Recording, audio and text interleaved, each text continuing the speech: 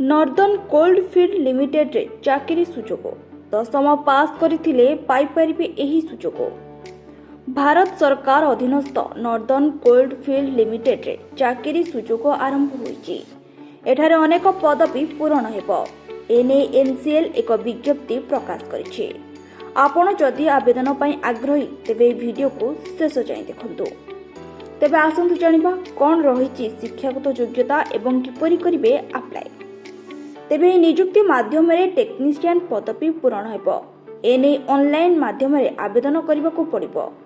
उभय पुरुष और महिला आवेदन करिपारिबे। 10ମ पास करिथिबा प्रार्थी माने यार सुযোগ नै परिबे।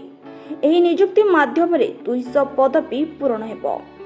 योग्य और आग्रही प्रार्थी माने एनसीएल ऑफिशियल वेबसाइट nclcil.in को जाई मध्य आवेदन करिपारिबे।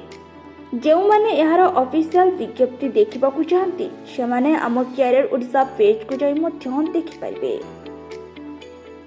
ऑनलाइन आवेदन आरंभ होउची 17 एप्रिल 2025। ऑनलाइन आवेदन रो शेष तारीख होउची 10 मे 2025।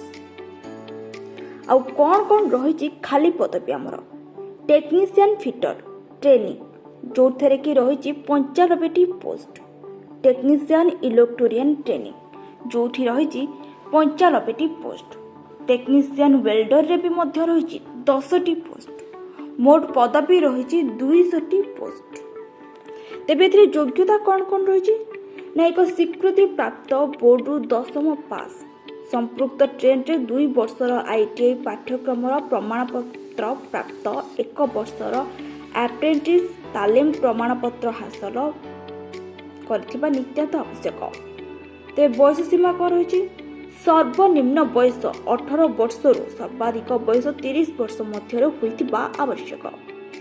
तेबे दरमा को पदवी कौन रही गोटे वर्षर तालीम अवधि मध्य टेक्निशियन फिटर एवं टेक्निशियन इलेक्ट्रोनियन प्रतिदिन 1583 टंका 32 पैसा दरमा पाइबे।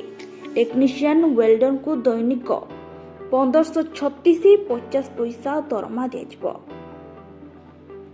तेबे थेरे फी कौन रोचे साधारण वर्ग बा जनरल ओबीसी ईडब्ल्यूएस पिलांको पई रोची 1180 टंका।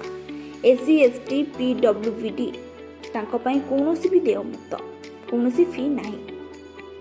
किपर रहबो आपनको चयन प्रक्रिया ना कंप्यूटर आधारित परीक्षा आपनकर हबो। तापर साक्षात्कार डॉक्यूमेंट जांच किपरि करबे आपण एटा आवेदन चलंतु जानिबा।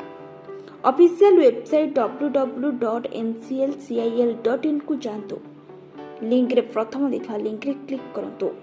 या परे आवेदन फॉर्म पूर्ण करंतु। फोटो एवं डॉक्यूमेंट अपलोड करंतु। आवेदन फीस दियंतु। सबमिट बटन रे क्लिक करंतु। हम वीडियो भल लागिथिले लाइक शेयर सब्सक्राइब करबा को जमार भी भूलिबे नहीं।